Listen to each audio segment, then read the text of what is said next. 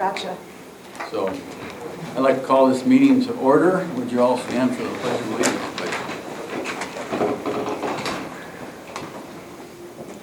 I pledge allegiance to the flag of the United States of America and to the republic for which it stands, one nation, under God, indivisible, with liberty and justice for all.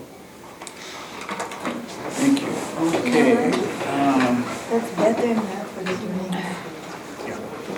With a quorum of the board present, I've already called the meeting to order. A roll call. Commissioner Buck. Here. Commissioner Rooney. Here. Commissioner Holden. Yes. Commissioner Goodston is not here. Commissioner Swenson. Here. Commissioner Evans. Here. Commissioner Talcott is here.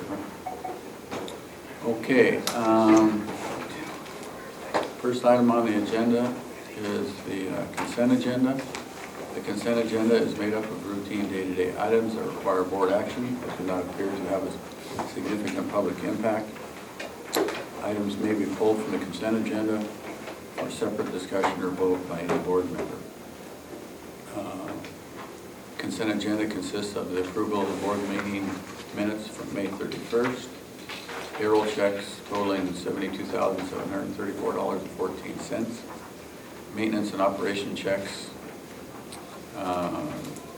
from number 346 to 414 totaling $153,519.40, and the financial reports for May. Would anybody like to have any items removed from the consent agenda for the flavor of the board? Is there a motion for approval? I'll move that we approve the consent agenda as printed on the board agenda. Is there a second? I'll second. Okay, all those in favor of the approving the consent agenda, please signify by saying aye. Aye. All those opposed? That's one. Just be aware, public, we appreciate your participation. If you have comments throughout the board meeting or work session, please stand, state your name and address, and your comments will be heard. Thank you. Okay. Do you have anything to report? I have a lot to report. You do? Yeah, I'll start by passing these around. Each one of them is different because they're for different airlines, but those are my copies from the conference that we just attended. Jumpstart, it's the annual conference. It's kind of referred to as the speed dating airline meetings. There's a giant room full of tables, and you get your 20-minute elevator speech with each of the airlines. You kind of start off by saying, how are we doing? And then you kind of point their attention to what you want to point it to throughout the, what we call it, the presentation deck. And it was a really good conference this year. I missed a little bit of the first day. I took an odd routing down to Denver. But the airlines are generally reporting they're slowly acquiring the 70-seat equipment. I think everyone thought they would have the 70-seat equipment on a much quicker schedule than what they're being delivered and acquired. That's resulting in some 50-seat equipment staying in the field a little bit longer. I think a couple of years ago people would have thought by now we'd have a lot more 70-seat equipment out there, but it's been a little slow. Part of that I think is the fuel cost. There's not been as much urgency with the oil down where it is now as opposed to where it was 2 years ago. But those 50-seaters are approaching in many cases their 40,000-hour cycle, which will probably be the death nail for many of those frames because it's a very expensive maintenance cycle. And the airlines are looking at getting rid of them anyway. So there's going to be some impetus behind the retirement of these frames in the next few years because a new 50-seat jet I don't think one's been purchased in about 20 years. So they're approaching the end of that useful life. The result is with planes coming out of the system, fewer planes coming into the system, and then some of the discussion about crew shortages, particularly the peak times in the summer, you're seeing some capacity limitations. And it was interesting in talking to United that the Chicago flights are very successful, but in looking at next summer that we may see some limitation on availability of frames and people to hamper the growth of that flight. So you are starting to hear this in the conversation. Other airports are saying, yeah, we're losing some service because of the crew issues, they think. So it is definitely creeping into the conversation now. So that's kind of on the macro level, some of the things that you're hearing. On the more micro level, United's very happy with the Chicago flights. 2 weeks ago when I was down in Denver, the United flights were sold at 90% full for June. They were already at 80% for July, and August was filling in too. So they expect that they're going to fill throughout the remainder of the summer. The load factor that they projected on it was in the low 80s, so we're actually going to exceed expectations on load factor. They said the fare environment's slightly lower than they expected, but United in the micro conference made some comments about fare weakness across the system. So it looks like consistently there's some fare weakness right now, and so that we're not that far out of line. All in all, they seem to think that we're going to meet projections, if not exceed projections. We should be receiving our first monthly report. You may remember we have a SCASI grant on that route, which means we're guaranteeing profitability. And so we should receive our first monthly report in the next 2 to 3 weeks.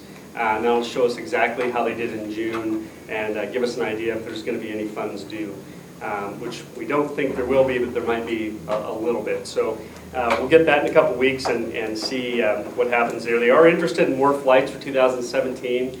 I think dropping a midweek flight in there would be a good place to start, like a Wednesday along with Saturday and Sunday. There might even be an opportunity for 4 or 5 day service next summer. So the plan is to revisit this in September once we have a couple of months of data to see where we are. But the really encouraging thing I think from that I drew from that was in talking to Delta, Minneapolis is seeing no change. In talking to United, Denver is not seeing any change. So this is truly new traffic, and it's coming from interesting places. In addition to Chicago, Baltimore is doing quite well. Dayton, Ohio is doing quite well, my hometown. And so there are some new travel trends that we're stimulating with this new flight. So that's really encouraging overall, that we haven't seen a degradation of our existing flights. So what do you mean, Dayton, Ohio? Yeah. Is going to the hub in Chicago? Yeah, coming to Great Falls? They're connecting through Great Falls into Chicago. So they're seeing traffic drive through Chicago to Baltimore to Dayton.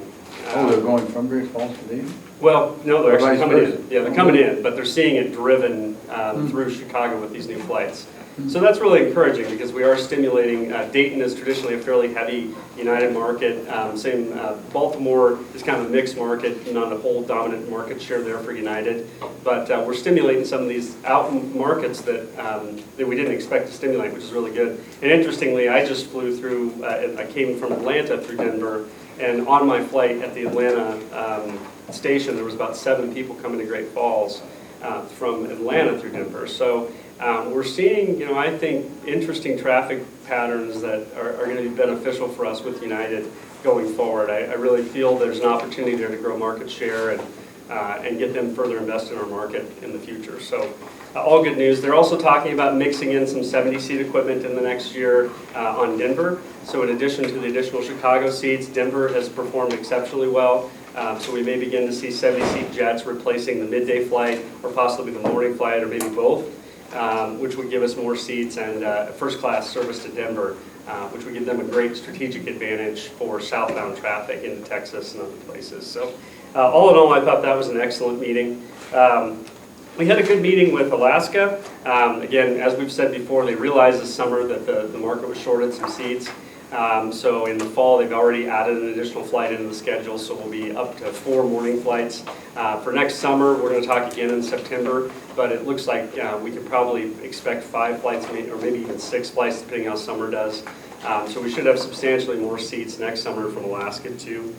We had a really interesting meeting with Southwest, and I think they've cleared some of the hurdles that they've had in years past to serving smaller markets. So the major hurdle is that they've replaced the requirement that they have to use their own ground handling crew. And so the problem before always was they had to pay an 8-hour shift, they weren't allowed to work them on splits, and they had to use their own people. And what that means is you have to set up a station, you have to have a station manager in the market, you have to employ your own folks, and they're going to get paid 8 hours a day. To work a 737, that's a minimum crew of 4. You're probably better off with about 5 people on the ground. That's a lot of expense every single day if you're only able to manage 1 flight. Worse yet, if you can only manage 4 flights a week, that's going to be a heavy burden to overcome. So Southwest now has the ability to go out and contract a ground crew, which is what Allegiant does here, Delta does that here, and so does United. So there's a possibility in the next 2 to 3 years that they may begin looking at seasonal markets, which would be an ideal way to start with Southwest. Our hub would likely be the Chicago hub. That's the nearest hub to us. And they have a great network into that hub that reaches into markets across the country. So we've got terrific statistics that we can show them from the Frontier flights. Similar size airplane, the smallest Southwest planes are now closer to 145 seats, but we had that Airbus in here for a year that was 135 seats. So we can show them really apples to apple comparison with a weaker connecting network, what the performance was like. With their stronger connecting market, probably the performance would be much better. So this is encouraging news, I think. The industry's kind of been waiting for this change for many years. And Southwest was always kind of landlocked because there weren't any large markets they could really grow into. Over the last few years, they've struggled in places like Spokane to maintain year-round service because that is a smaller market for their model. But this change will make a difference, and they're saying in the next 2 to 3 years that they may start doing some seasonal flights. So I think that's an encouraging trend. We'll definitely start working towards proposals to discuss with them. I think, like the low-cost airline initiative, we'll probably have to put forward a pretty aggressive program to see those types of flights. But the next 2 to 3 years, as that evolves, we'll learn more about what they're looking for in those packages. So again, probably the most encouraging meeting I've had in many years with them in terms of the feasibility of them in a state like ours. So I thought that was really good. We did have a fuel spill here in the last couple of weeks, a fairly significant one out at the fuel farm. It was a defueling type of incident. The fuel was actually coming off the truck as opposed to coming out of the truck into a plane. So it was a delivery spill. And there was quite a bit of fuel that came out during that event. It was not immediately noticed, and so we think it's probably in excess of 100 gallons in that event. We may look at making some changes to the minimum standards at the August meeting that would allow us to license or badge the fuel truck delivery folks that come to our site. And that would give us a way to prevent those folks if they're doing things they shouldn't be doing, like blocking the dead man or anything like that. We prevent them from fueling on our site. And I think going forward, we're going to need that kind of protection because we are responsible for that fuel farm, and I think it would be a good step. So Rod and I have been talking about it earlier this week, and we'll work towards that to propose something most likely at the August meeting to look at some changes to the minimum standards. We have no standards right now? We do have minimum standards, but and it's common that the airport doesn't go all the way out to the fuel delivery guy. That typically your minimum standards are for your tenants and they aren't a tenant. But given that we've had a couple incidents now with the delivery truck fella doing things you probably shouldn't have done or should have known better. Who's not a tenant that's picking up? Like City Services or Dixon Brothers. We've had people delivering. Yeah, actually bringing the fuel from the terminal. Is that what it was? Yes, we've had several now that involved. And that's what this case was? Yes. There was a couple things done there. I mean, we can deal with our tenants, right? We've got tools for that, okay, but gotcha. we don't have tools for the trucking operators, and I think we need those. Is it common practice for fuel delivering personnel to do the work unsupervised by airport personnel? Yeah, they're supervised oftentimes by Dwight's folks or by Mike's folks. because they're getting the deliveries. So yeah, it's fairly common for the airline. In some instances of the bigger airports, the airlines actually have a person or they have a collaborative group that would do that would handle the fueling for them. So there's always going to be somebody there. But when when those drivers, in a lot of cases, the airports are on a hydrant system too, so they're actually getting a fuel line into their facility. They don't have a delivery truck system. And that's a lot of airports are actually more than you would think are that way. But in our case, we have those trucks, and we currently don't have a way to interface with them. And I think we need that way to interface with them. When they're operating on our property, and they have the potential to cause us problems. It's good for us to know who they are they current on their CDLs, which the company should be doing anyway. I'm sure they are, but it would be good for us to have a written document that says, here's what we expect from you, and if you're disabling a safety device, you're banned from the property. First offense that you're caught, you're banned from the property for 90 days. Second offense, you can't come back. Something like that would really get their attention, at the company level if they've got a driver out there who isn't taking these things seriously. I think we need that. I mean, as we talked about it the other day, that's the one, piece of it that we don't have any control over at all right now. So was it cleaned up? Yeah, it's still being cleaned up. In the process. Yeah, it's in the process. They pulled a lot of the material out of there, and it's sitting there, and it'll have to eventually go to a facility to be, properly disposed of. Is it on dirt or is it on asphalt? Unfortunately, it's on gravel, gravel and dirt. Who's cleaning it up? Well, right now, so everyone's insured in a situation like this. So the trucking company's insurer, I think, is the one doing the work right now. So they're out there, they've pulled a substantial amount of dirt out, they've wrapped it in visqueen under and over, and it'll eventually be disposed of. There'll probably have to be some monitoring wells put in place to see if it's migrating, or anything like that. And so that'll kind of be the way it'll go. But as I said, right now in the delivery system, the trucking company is the one we don't have a relationship with or any way to do anything with. How many gallons are we talking? I think 150 is 1,600. 60. I'm sorry, yeah, Wow. 1,500. 1,600 gallons was spilled? Yeah, Oh, that's enough to leave a mark. yeah. I would think just the monetary loss would be enough to get the attention of the No. fuel delivery operation. Well, probably would, but I don't know, if it was my driver who did that, that'd get my attention. You've had to report it? Oh yeah, we have to report anything over 50 gallons to the state immediately. So DEQ's involved in the process. And you have minor spills, on occasion, things happen, equipment breaks, and but this one, there's, the drivers should have been more attentive to what's going on for sure. Did they not report it, the company? Oh, no, it was noticed. I mean, and it was. was it reported or noticed?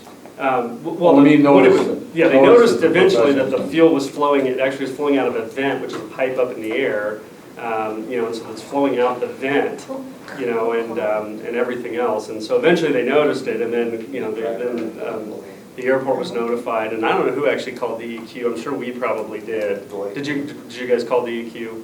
Yeah, I mean, if you work around fueling, you kind of know if it's over 50 gallons, you definitely want to get them involved early on. So it's a major spill, and So was it a spill or did they not know? I mean, it obviously is a spill, but he was putting fuel into a full tank. Yeah, it was an overfill. Overfill yeah, would be the correct term. Yeah, so, But it was a series of mistakes that happened, but the big mistake was the trucker disarming the electrical switch for the pump and then leaving the premises and going and getting inside of his truck and doing something inside of his truck and not paying attention to what was going on. yeah. Yeah, and see, that, as I said, right now, that's the one wild card in the system. We don't have a way to go after them, and that's why I think we need something to number one, deal with that driver immediately to make sure he's not back on the property. They're liable under CERCLA and Superfund and all of the federal requirements. That truck trucking company is liable for environmental damage That's for, important. for anything that happens. So, That's there's a great case law trail, that establishes that. But at the same time, we don't, we want to deal with the company and make sure we've got a way to divorce ourselves from these actors that come on and do these things. Just to be clear, you have a supplier for the fuel, and they contract with the transport company? It's all different ways. So in many cases, the airlines buy the fuel directly, and then there's a terminal operator that they're buying it from, like down here downtown, and then they're going to hire the trucking company. In other cases, Dwight, you might buy fuel directly, and so you're buying from the operator, and you probably pick your own trucking company. So there's many different ways it can happen. There's not, in the industry, it's just always been that way. Some airlines like doing it one way. Allegiant, on the other hand. This one in particular? This one is up here all the time. In fact, this is the company that wanted to store trucks on our site. If you remember last year, we were working with them on a potential storage yard. Actually, it was Dixon Brothers was the one that did it. Oh, you're right. Yeah, it was Dixon Brothers, and they're the ones that deliver to Guard. I mean, so they're up Yeah, all all the time. All the time. Yeah, and then City Services, they also had an incident of blocking the dead man not long ago. They're all gone. Yeah, Not allowed on the airport anymore.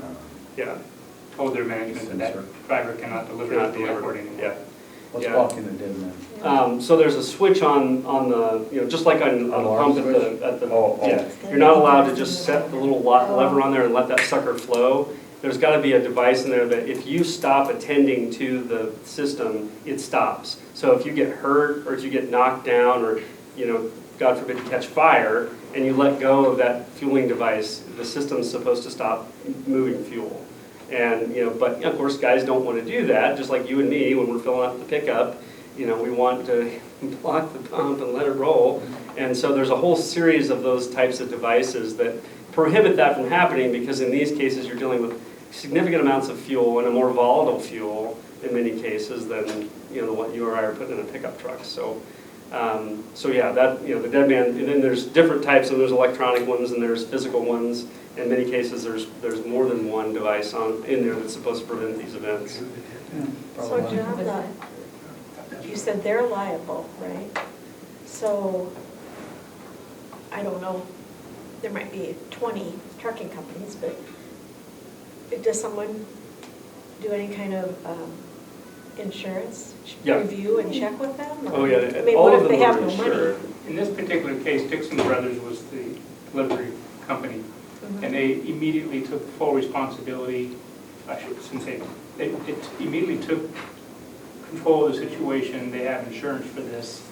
Within hours, I had a call from an environmental engineering company, and then they dispatched a representative who was here the next day. They hired local firm TD&H, and very aggressive in their response and remediation of this spill. So I was very impressed with the response on that. But are they all like that? I mean, what if we have Joe's Well, delivery company?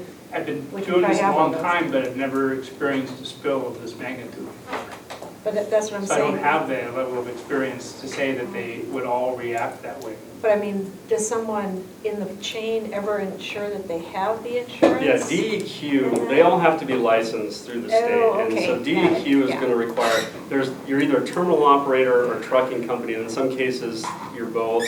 And there's a whole set of, rules and regulations you have to comply with. It's a highly regulated field. Okay. But that's what we want to look at for August, is we want to talk to DEQ and where are the potential lapses. How closely are you checking insurance? Mm-hmm. How closely, are you evaluating the driver's CDL? What are you doing? And then, Right. what holes are left? Because at a minimum, I think, again, even if it's a conscientious driver that does a good job most of the time and doesn't spill, if he's blocking safety devices, we just can't have him on the site.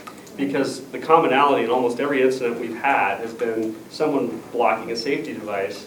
And so I think that needs to be a point of attack for us, because it's our safety, device. I mean, the fuel farm is still ours. you know, so we need I to. presume the safety devices were functioning properly at the time. Yeah, you know, I mean, that's. It wasn't a compelling reason to override the safety device, was it? No, they just don't want to stand outside and, you know, oftentimes you see it in the winter. I mean, it's kind of surprising to see it now, but It's one of those situations where the video surveillance system is worth its weight in gold.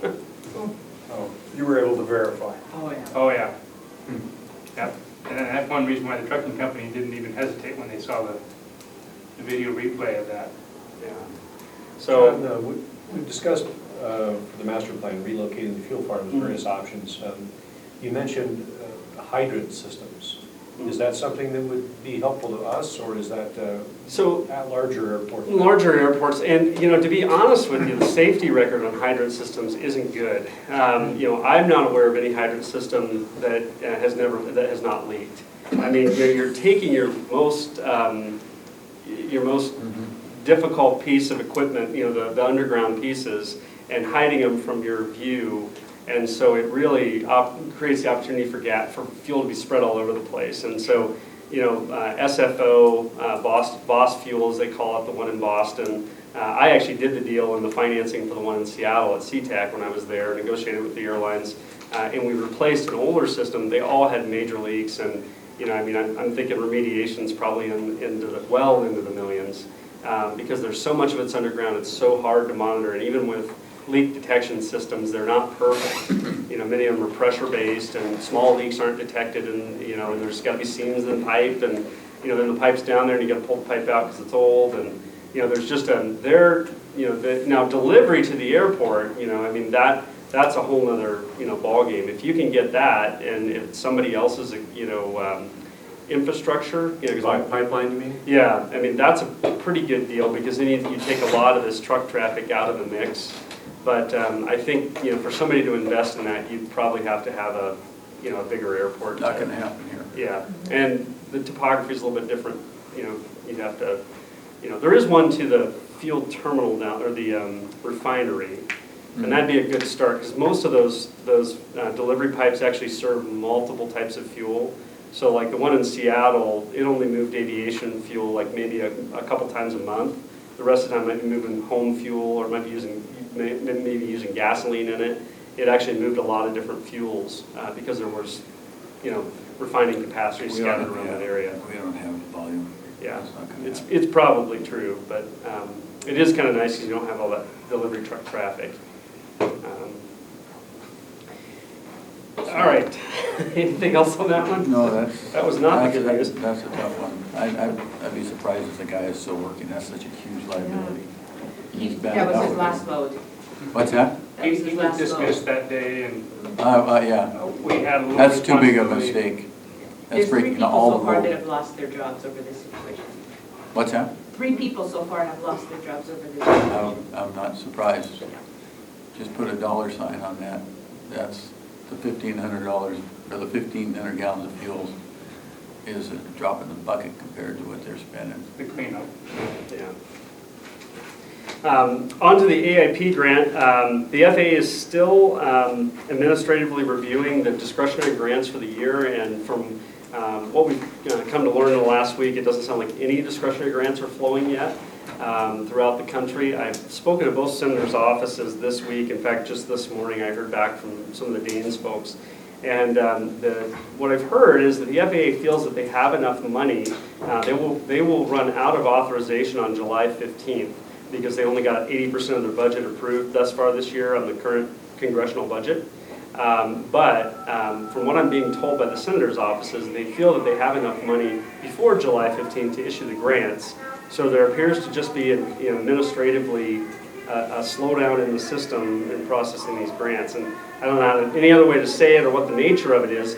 No one seems to know that, but they're not cutting the grants yet. And so, unfortunately, as we've talked in past meetings, the FAA controls every date in the cycle. So our bids had to be open by X date. We went all the way to X date to open bids. We're only allowed to hold bids for 90 days to prevent the contractor from adding escalation in there for holding the bids too long. Well, our 90 days expired Monday. And so now our bid is expired. We had a conference call with the contractor, and they're going to be patient. They're interested in doing the work. They'd like to get it done. We had a really good, I think, productive meeting about cutting the schedule down. We've been able to combine some of the phasing and try to escalate the weather-sensitive work. There's a good chance at this point that we may have a winter shutdown, but my thinking is if we can get 2 of the 3 lifts down on the taxiway C, then it'll be winterized and the asphalt doesn't degrade over the winter, so they can come back in the spring and do the 3rd lift. I've also told them the biggest priority I see would be getting the runway done and then holding off on grooving and painting, because you have to wait 30 days after the pavement's down to groove the pavement, and that 30-day period is an easy thing to cut out, right? I mean, there's no schedule implications, there's no cost escalation in grooving the pavement. You've got a little bit of gas, and that's about the only sensitive material in that type of work. So increasingly as the days go by, there's a better chance we'll have a winter shutdown and not be able to complete all the work. I think if we got a grant next week, we might be able to complete everything if we got a decent November. From what I'm hearing from the senator's offices, it's not likely to be next week, but probably the following week that we'll get our grant. So we're going to be right up against the tail end of the year. Hopefully the contractor will agree to do the work at that point. And you can see on the agenda, I want to make some modifications to the authorization to let us cut about a week out of the process involved. So we'll talk about that then. But just to give you all an update, we do not have the grant. We're sitting on an expired bid, and schedule is quickly becoming an issue. The other thing I did ask about, several years ago, the FAA approved new language that allows northern climate airports to reimburse themselves from discretionary grants. That had never been allowed up until 2 or 3 years ago. I'm aware of it from a project we had in Colorado.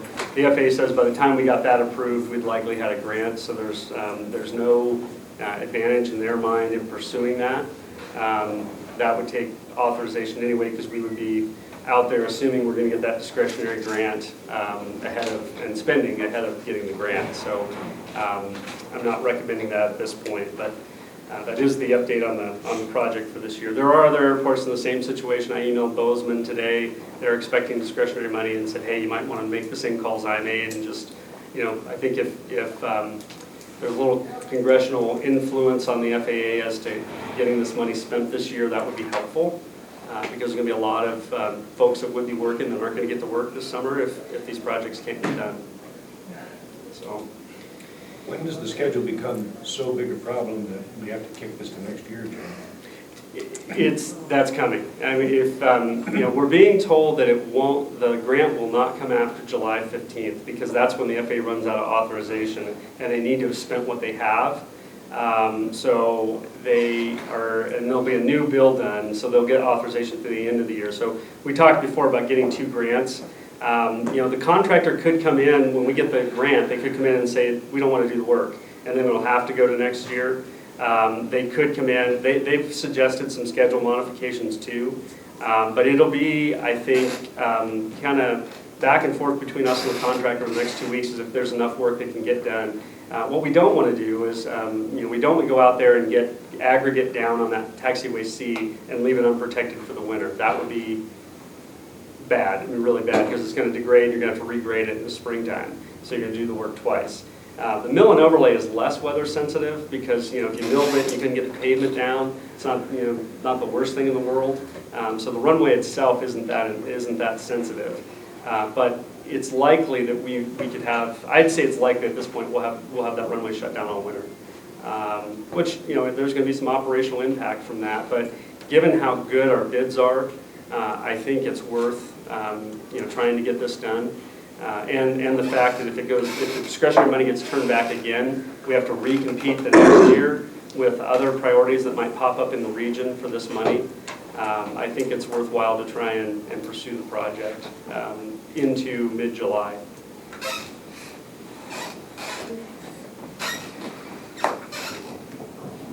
Other exciting topics. I met with the FAA and the city yesterday via phone. They were actually down there to discuss the 911 center.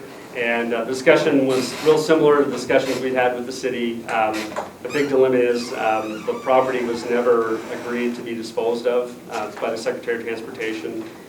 So that presents some difficulty for the city's ownership of that property. I think the end of the discussion was fairly productive. They realized that we may need to talk about the sale of that property or the lease. They're open to both ideas. I kind of relayed the fact I don't know that we want to go out and spend $8,000 on appraisals if they're not real serious about buying it. I just don't really feel like we need that expense. And frankly, I'd rather lease it than sell it because I think at some point in the future, that parcel would be useful for road expansion or parking expansion or other things that we have to do. So, I'm going to try to center the discussion on leasing. There was some effort there to kind of indicate that the airport authority might have some culpability, in that property not being properly transferred.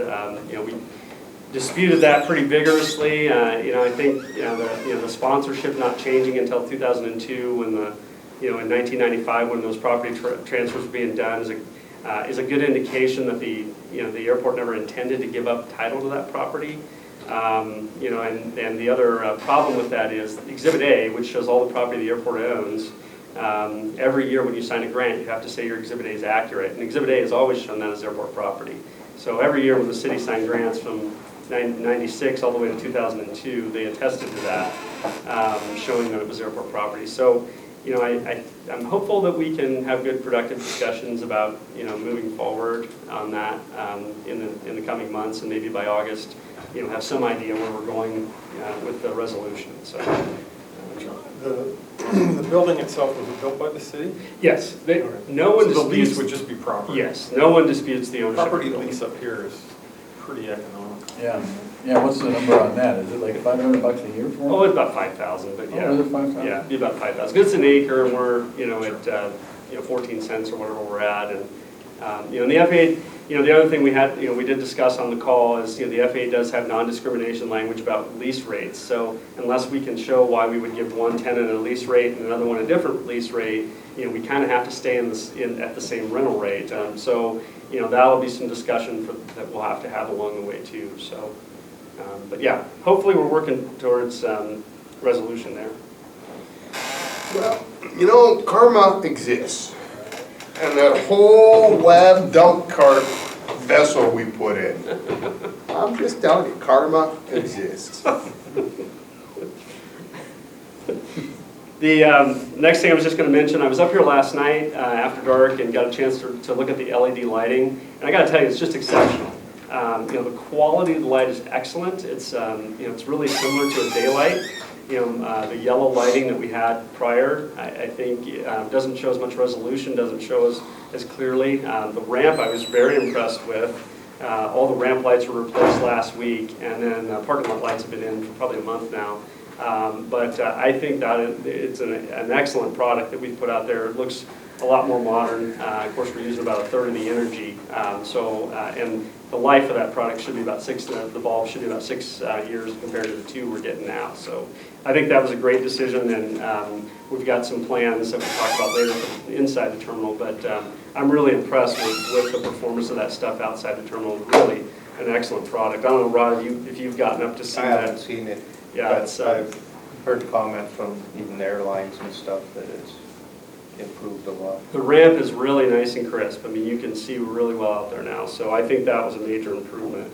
The other thing I was going to mention, we did get a letter from DEQ, Department of Environmental Quality, with regard to MANG.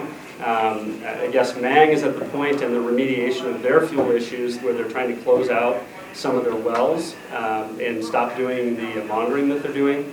And what I gather from DEQ's discussion with them is that DEQ does not agree with the closure of many of those wells, and that they feel that there might be additional things that have to be done in the future, and they wanted to alert the airport authority as the owner of that property that there might be continuing requirements going forward. So Rod's scheduled a meeting, I think, in the next 2 weeks to sit down with MANG and see how they'll respond to that letter and get a better understanding of what their plans are for those wells.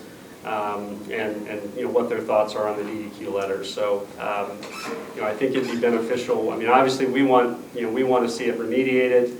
We want to see it done right, but at the same time, we don't want to see them subjected to a bunch of political morass if there's no real benefit from it. So You have no control over the DEQ. yeah, that's one of the problems. Given that it's Mang, though, obviously there's a contact within the governor's office there through the adjutant general, and we want to see that they're treated fairly and that that the work that's being asked is reasonable. So we'll wade into that and see where it goes.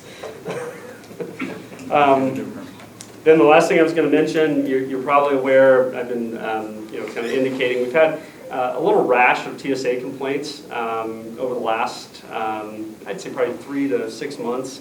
I did meet with the TSA screening manager here this week, and we discussed customer service expectations. He's aware of exactly what my concerns are, and he's promised me that they are conducting training. He's also indicated that they've got some new agents, and he's pretty excited about those agents. He says that they're a pretty good attitude, and he's pretty excited that they're going to do a better job with the customer service. There's been some turnover there of some folks that he thought might be part of the problem. So again, as I've said throughout, I think we need to continue to articulate what we expect from them. If at some point they aren't able to deliver that, I think we should consider the opting out. But over the last 5 years, I've seen them be pretty responsive to what we've asked, and I think there is some benefit in staying at TSA checkpoint, and in terms of their ability to borrow people from other stations during our peak times and that type of thing. So I know there's different viewpoints on that. The board's expressed strong viewpoints over the last few years, and certainly if there's if we want to move that onto agenda and have a good discussion about it, we can. But I did want to let you know, I think local management is going to be responsive to these concerns and work with their folks. And a lot of the comments are, they're not intended to be rude comments, but it's like I said, you got to think about the way somebody receives these comments in the situation they're in. A fairly innocent comment, in those situations is received, poorly. There's another way of doing it that won't be received that way. Just be careful what you're saying. I think one of the comments that kind of rang true to me was, well, we have to do this because this person could be a threat to the other 49 people on the plane. Not the right thing to say, Not the right thing to say. It's close, but and that's the kind of thing where I've said, you really got to work with your folks on sticking to the facts that, look, we have a procedure we have to follow, and this is for everyone's safety. I mean, that it's saying the same thing, it's just saying it in a way that doesn't implicate one person and that was 70 years old and had health issues. And so I think they get it. I think we're moving along the right track.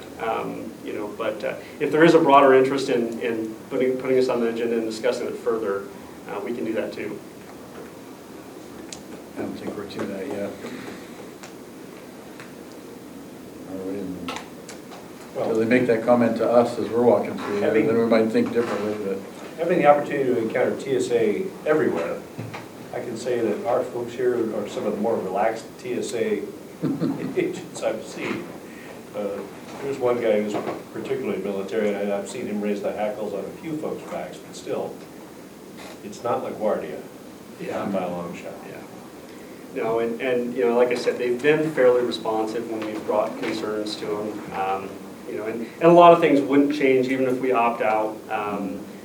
Still the same amount of staffing. I've kind of been probing with Bozeman a little bit on whether or not they're able to do split shifts better than we are. And I think there might be some advantage there, where with a private contractor, we might be able to, the staffing might be a little easier to switch. But they do have a little bit higher turnover down there than what we have. And so that's something to consider too. And now I just learned, as part of this little investigation I've done the last couple of weeks, even the private folks are going to have to go to the training in Georgia, which is unfortunate because that's what's really slowing things down right now. Replacing a TSA agent is taking months because that person has to get an appointment down in Georgia for their training, and then they have to complete on-site training and once they get back. And that process, unfortunately, is no faster with the private screening. It was, I mean, I think that's one of the key mistakes they've made recently is centralizing that training. It used to be it could be done in state. I agree with Michael, though. I mean, I know you're keeping us apprised of those complaints as they happen, but I've had an unusual amount of travel in the last couple months, and I think they're some of the best ones I've ever seen. I've got a couple who are, you know, humorous, interpersonal, joke. I mean, I will say one of the new, as I always am lucky enough to get the full, complete body pat down, we have one person who's really diligent on that now, to the point where I was embarrassed for the first time in my life to be out in the public. But, you know, she was very pleasant, and we joked about it, and I made a joke about something, I better not say that anyhow, but I made a joke, and she actually reacted to it, so I think they're going out of their... And that's one of the difficulties Yeah. we have. Without that body imager, you know, they don't Yes. want to do those pat downs. Well, I know they don't. And, you know, you don't want to be patted down, and, you know, but they've got us at a significant disadvantage to many other airports, because the latest complaint, the fellow that wrote the mayor, you know, he had been traveling out of Billings, so he's from Lewistown, so he travels out of Billings, you know, a few times. He's never been subjected to this. Well, he goes through ours, an artificial knee, and he goes off and he's subjected to pat downs.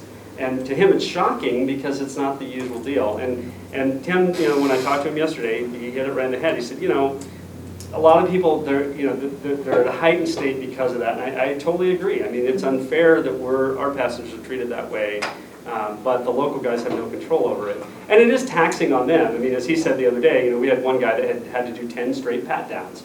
You know, and you know, he gets done with the pat down, and he's right back to doing a pat down, and that's hard on, you know, the guy, because every one of those people are mad. Every one of those people, you know, and so I mean, it is a significant disadvantage not having that imager, and so we'll continue to pursue TSA on that too. They're saying 2018, but I'm hopeful that the constant pressure from the two senators might pop something loose sooner.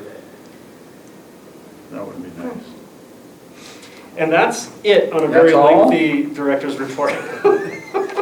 So John, did I miss it? Were we surprised about is it Allegiant that just announced the year-round Missoula to LA? No, they had been trying for some time to get LA into a year-long market. And they've been in, I think Missoula was one of the first LA markets announced. And so what they had told us, and I've kind of been of the opinion that we're actually a better fall and spring LA market than a summer market. The Canadians just didn't show up for that flight in the summer when we had it, in the volumes they show up for Phoenix and Vegas. And so, you know, I've been trying to, you know, encourage them to consider, you know, maybe, you know, Kalispell's a great summer LA market, but we might be a better spring and fall. Is there a way we can switch that around? But initially they had only 2 gates at LA, and they were only available seasonally, and they were having a hard time with that. So it was very difficult to get an LA flight. Then we had that one summer, and it didn't perform great. But they had told us they wanted to get to year-round LA first, and then they would come back and look at us like maybe next summer or the following summer to start up service. And I've told them I'm not sure summer's the best time. I mean, frankly, I think a February start for us would be better, because I think the springtime would be a stronger market with the Canadians. So yeah, we've been waiting for them to get to year-round now. Okay, if you're done with the director's report, hopefully your first item on the agenda, runway 1634 grant is... Yes, you can see in your packet I've made an update to the last approval memo, and essentially what we're trying to do is to allow, and the FAA has actually asked us if we would do this, is if the board would allow me to go ahead and issue a notice of award prior to having the grant finalized. What the FAA said they will do is they'll send us the grant language, the final grant language, so we'll know what's in the grant. That's really, the grants haven't changed much in many years, so. But nonetheless, we'll have the grant language, we'll know that the funds are programmed to come to the FAA, but what it allows us to do by issuing a notice to proceed is the contractor can begin working on their technical submittals. There's quite a lengthy number of submittals that have to be developed by the contractor in terms of how they're going to solve specific issues on the project. And they can begin that paperwork, and we can take a week or so out of that schedule prior to getting that grant. And once we get the grant, we would issue a notice of award, and sign the construction contract at that time. So there is some jeopardy out there that the contractor, if the grant does not come through, again, the FAA probably won't notify us if the grant's not coming through. But if it somehow got messed up and didn't come through, then the contractor might come back and say, well, I need to be paid for having developed all these submittals. But again, there's no real materials involved in that. There might be a little bit of materials, actually. They'll do some testing, and but one of the critical elements on this project is getting their asphalt mix design approved. So they're going to have to propose how the mix design is, and then they'll actually eventually demonstrate that in a test strip out on the airfield before they'll be allowed to pave, and both of those have to be approved. So this gets that process started and gives them a week head start on getting this project going. And I talked to Bill Van Herky, our engineer, on this project, and he says the risk is very minimal here. So across the board, we're being advised that this would help with our schedule dilemma. So I recommend to the board that we make that subtle change here in the recommendation, that I would get authorization to issue a notice to award upon receiving FAA notification that funds are programmed, and that I would, once we've received the final grant language from the FAA. So we'll have both the grant language in hand, and we'll have the funds are in the programming process, and then I'd issue a notice to award. So can you put a dollar estimate on the very little risk?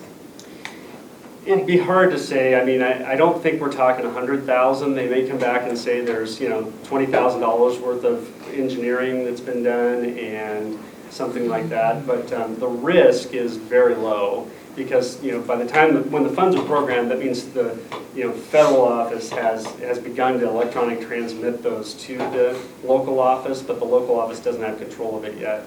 And that process, like I said, it would add about a week to the project to do that. But it's a good faith effort that the contractor sees and says, okay, they're doing their best to try and get this project in the ground. They're cutting the administrative to the minimum that they can cut it. So the FAA said they'll have it between the 5th and the 15th, but if they reach the 15th, we probably don't get it in any timely manner, right?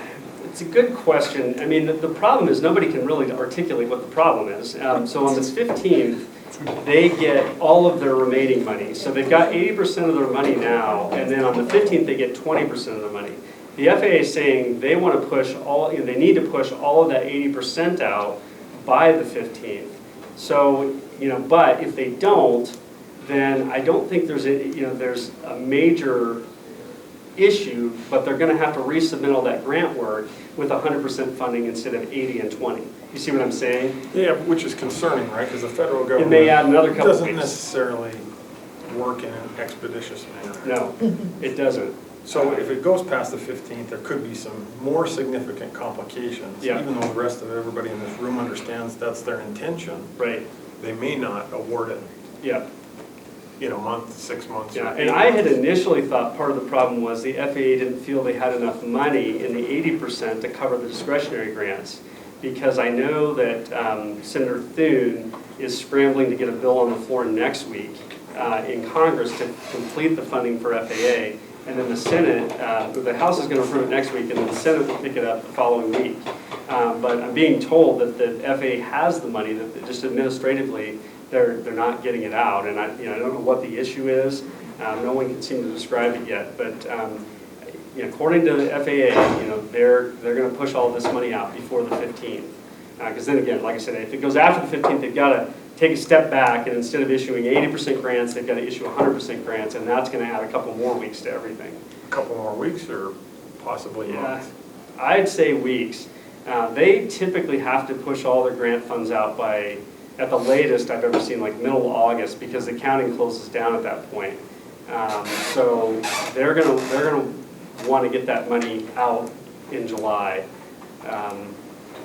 for sure. Because otherwise, It's already been authorized, it's already been appropriated. yes, It just needs to be programmed and then transferred. transferred.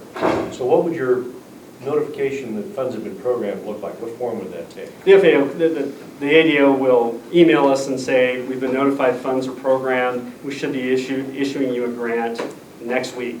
And, that's what they'll give us. And there's a process in there that nobody's supposed to know about, where the senators are given notice and they're allowed to announce it in their own district before the monies are available. And that can sometimes add, if they're not if they're recessed, that can add a week or so. And so this averts that process because the FAA will say, okay, funds are programmed, we'll issue a notice to award. So all of the administration it takes to actually receive the money and get that announcement out and everything, will take place in that week. And then we'll be able to begin contracting with the contractor once we get the dollars. Is there a chance that the program funds will be less than we hoped for? I don't think so. No, the FAA is indicating that for our project, it's the highest project in the region, in the entire Northwest region. So they've been saying throughout that the funding is very secure. Do we have a contract with Challenger? No, we can't sign it until I have a grant. And that's what I'm saying is, the steps are we issue a notice to award, they develop their submittals, the submittals are approved by our engineer and FAA, and then we contract with them. So this gives them a head start on beginning those submittals. Is Schillinger willing to start the submittal process without? They've crushed quite a bit of rock already in preparation for this project, and they're out about as far as they're willing to go. They're a little bit pregnant right now. Yeah, it's true. I mean, it's a shame, and it's a shame. Again, it's really irritating to us on our end of things that the FAA says you have to have bids in hand by X, and you can only hold bid price for 90 days, and then 90 days goes by and you don't have any money to do anything. It just makes no sense. They're burning the candle at three ends. It's a different committee. Well, to me, it's a good faith effort because I don't know about in the airport world, but in the building world, you've already got your submittals put together. If you're not going to wait to the last minute because that's the easiest way to pick up schedule is. I could see them with their stack of submittals sitting there ready to go in unless they know what they have to turn in. A lot of it's like the aggregate production. So it's testing. And that kind of stuff. They don't want to touch that until they know they're going to have the job, because there's a lot of investment there. Well, for testing. They got to do lab work. Just lab work. All the preliminary material, the acceptance testing. Oh, yeah, I suppose you guys They're doing some submittals, like electrical And stuff, yeah, which all is the standard stuff. stuff. Standard stuff. Yeah, Okay. part So A it's goes actual in tab B. testing and stuff. Yeah, it's the material stuff. Yeah, the standard mix design is going to be 30 grand right off the top. Right. So we're going to be at risk for that. Are we willing to take that risk? I think that's what it amounts to, because we think the money's going to come down the pike because they have all the right to it in the world. If we give them the go-ahead and they spend the money, and guess what? The project falls through for whatever reason. Yeah. Yeah, but again, the key will be the FAA telling us the funds are programmed and they're coming. At that point, our risk should be very limited. Especially it being an election year, I don't see anybody turning off the total federal money. Yeah, and both senators' offices are very, very interested in seeing that $9 million spent. They were both of them have been very responsive this week, and both of them have contacted the FAA, and Danes' folks, when they got back to me earlier this afternoon, was sure to say the FAA says they're hurrying and the money's coming.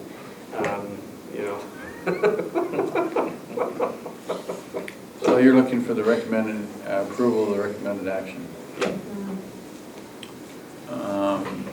The recommended action is that the board, the airport director requests board authorization to accept airport improvement program grants for the runway 1634 project in an anticipated amount of $9.4 million, and pending a grant offer from the FAA an amount sufficient to fund the awarded schedules when combined with a total authority contribution limited to $1 million, board authorization to award a contract to low bidder Challenger Construction before we meet again.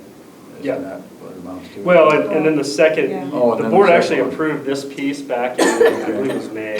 And then the new piece is I'm asking for authorization to issue a notice of award for a contract upon receiving FAA notification funds are programmed and upon receiving final draft language from, grant language from the FAA. Anybody want to make that motion? I will. I move that the board authorize the director to issue a notice to award contracts upon receiving notification and receiving final draft language. Second. Any second? Is there any further discussion at this time? All those in, Well, yep, okay, so we do this, we don't get the money, they send us a bill for 30,000, 40,000, we pay it. And then is that money just gone? Lost money. Yeah, the submittals won't be any good for next year because they'll have to go through the same process again. Why is that? Because the lab tests don't keep. You know, the aggregate will be, the aggregate's got to be clean aggregate, and so, that aggregate's going to get used for something else, and they'll manufacture new aggregate, and it'll have to be tested next year. They can't store the oil, most likely they wouldn't store the oil. I mean, all the materials that have to be tested will be used somewhere else. Or not purchased if they haven't purchased it yet. okay. Any other further discussion, questions? All those in favor of the motion signify by saying aye. Aye. All those opposed? Opposed. Okay. 1, 2, 3, 4, 5 to 1. Next item on the agenda, we want some more LED lighting. Yeah, this is the spotlight lighting that's out there. We've been working for a few years to find a replacement for that because those bulbs are about $80 a pop, and each one has its own ballast. Thank you. Cannot get that word out. And so the failure rate is very high. We're lucky to get 2 years out of the bulb and the ballast together. And at $80 a shot, they're fairly expensive. They're also fairly high wattage. And so that combination is a really inefficient lighting setup. It is nice. I mean, the architectural lighting is very good. And so we were able to find a bulb earlier this year that mimics the same temperature of light, mimics the amount of lighting output, and uses about 1/3 of the energy. And there's a bank of, I believe, 3 or 4 of them installed right in front of the new bathrooms immediately across the terminal from us. The farthest right set of lights in front of the bathroom are LEDs. And so we've had them up now for a couple months, and we think it's a great replacement. In addition, when we did the terminal remodel a couple years ago, we didn't have, at the time, scope to take out the, what I call the ice cube tray lights. It's the old kind of mirrored grid that goes down both concourses. And that really narrows the field of light right to the floor. There's not a lot of spillover between the lights, so it gives you a kind of a dark, dingy look as you go down through there.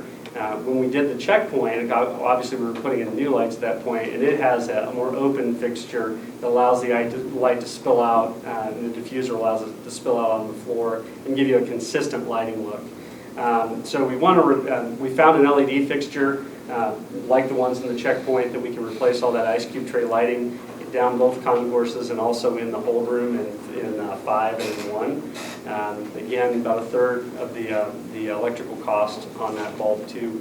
The folks at Northwest Energy are telling us that the rebate system is about to be overhauled. This is the last year of the current system, and so they expect the rebates to be reduced fairly significantly.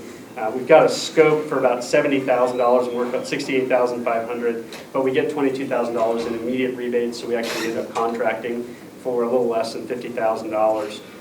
So we'd like the board to consider allowing us to spend up to $50,000 to replace all the lighting. The other piece of this that we can replace, Rod, we've got 2 or 3 stranded old lights right here, right immediately out this window that are the old shoebox style lights that were similar to what we had in the parking lot. And then we have a couple down at the other end too, and we'll replace those outdoor lights too. They're fairly low, so we can reach them with our current Genie lift, but just for consistency's sake, it makes sense to, there's a total of 5 or 6 of them out there. Well, it'll finish this terminal loop. Yeah, finish the terminal loop. Loop around the terminal, because some of them were replaced with the last project. Okay, any questions? Do we have a big stock of bulbs now that we've replaced the others? No. We can afford to sit on these changes for a while? No, we don't really stock. They're too expensive to Why steal. is- since we replaced the other bulbs, I was just wondering if the bulbs we salvage Oh, you're talking about in the parking lot? are compatible with these fixtures. Yeah, the bulbs in the parking lot, we can actually salvage, and, you know, we've got probably another dozen or 16 or 20. 30 from- or so. Yeah, down from the Buffalo out to Homeland Security. And so all of the bulbs that were taken out of that, we plan to, you know, stockpile those and just diminish that surplus down that road.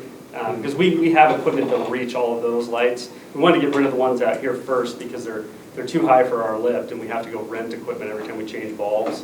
Now, all the poles either have LED, which should have at least a 3 times the life, or we can reach them with a lift. So we'll probably wait and go ahead and use the rest of that stockpile down through that road before we go to LED down there. But in the terminal, these spotlights in here, I don't know that there's any, they're such a specialized product, I'm not sure there's anything else we can do with it. And what they're actually doing is each one of those is an individual fixture, so they're going into the fixture and they're taking the ballast out and direct wiring the bulb. So we're reusing the fixture, we're just getting the ballast out of it.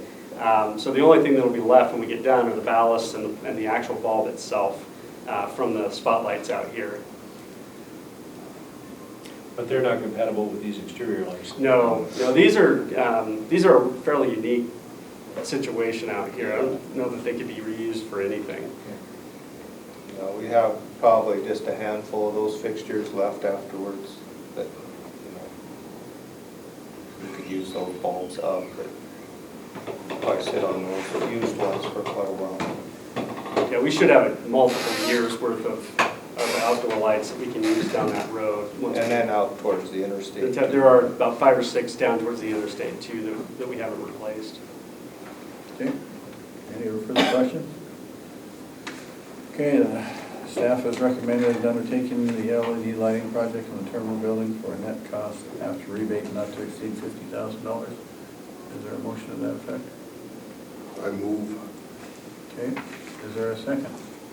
I'll second. Been moved and seconded to approve the staff's recommendation for the LED project not to exceed $50,000 after rebate. Any further questions or comments? All those in favor of the motion signify by saying aye. Aye. All those opposed?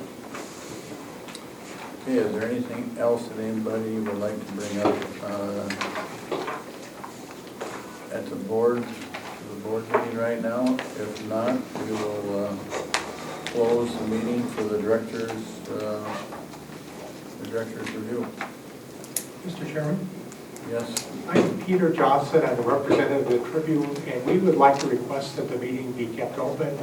It's up to the chairman of the board. We think that there's a public right to know about the evaluation of an important position like Mr. Faulkner outweighs his right to privacy. We ask you to weigh that and consider that, please.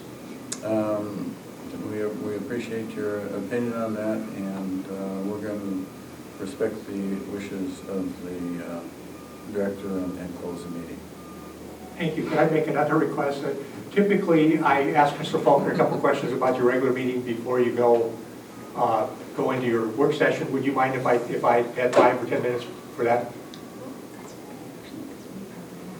Oh, yeah, we could go out and we'll do that. Yeah, okay, yeah, sure. We'll just go on out. We'll do that, yeah, you can talk to them. Yeah, 'cause they want We'll to close the meeting at this time, so if anybody wants to cook your coffee before they go, please do that before you say the go on. Did you say He something? was hoping we were taking everything. Oh, I got I didn't know if that was a call or not. Oh. Am I supposed to go?